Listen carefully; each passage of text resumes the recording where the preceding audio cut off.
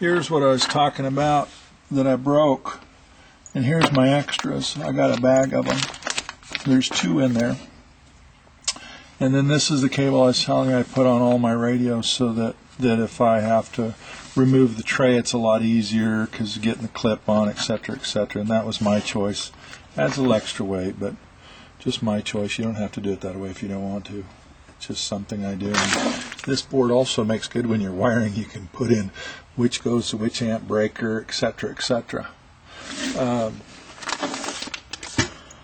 I've got this installed now, and I put it in upside down earlier when I was putting it up there, so I had to turn it back, and there it is installed, except for the annunciator cable. That's this one right here. This is the annunciator cable. I'm not putting that in yet because I just saw something else I want to do while I'm here.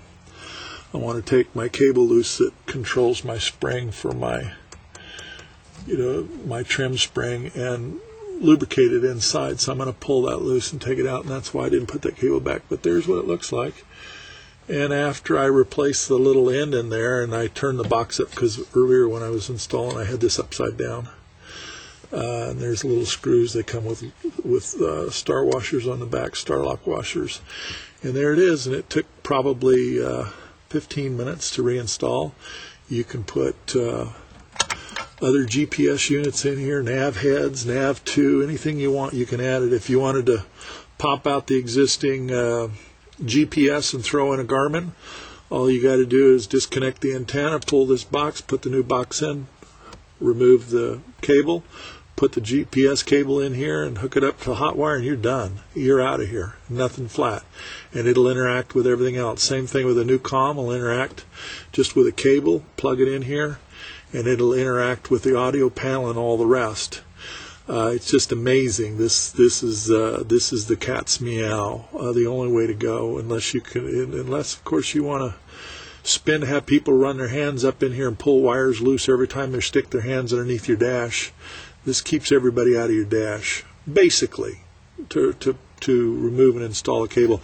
And these covers they have on these cables are very protective over and above the protection of the wire. Now these 2 happen to be the 2 wires that come from the fuel flow, so it'll read in the GPS. All I had to do is hook them to 2 pins in here. They give you the number of the pins they go to, or they'll hook it up for you if you send it to them, and just plug it in a hole and tighten it down. That's all you have to do. It's really simple, sweet, and great idea. A genius.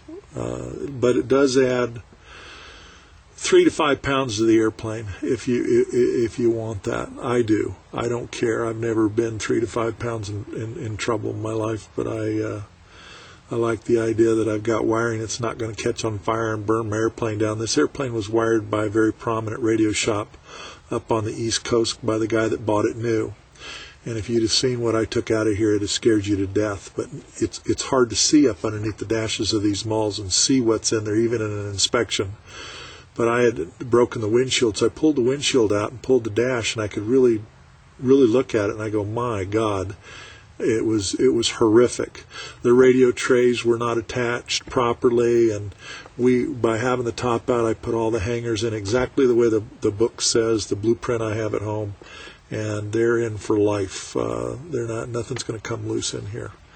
At least I hope not, anyway.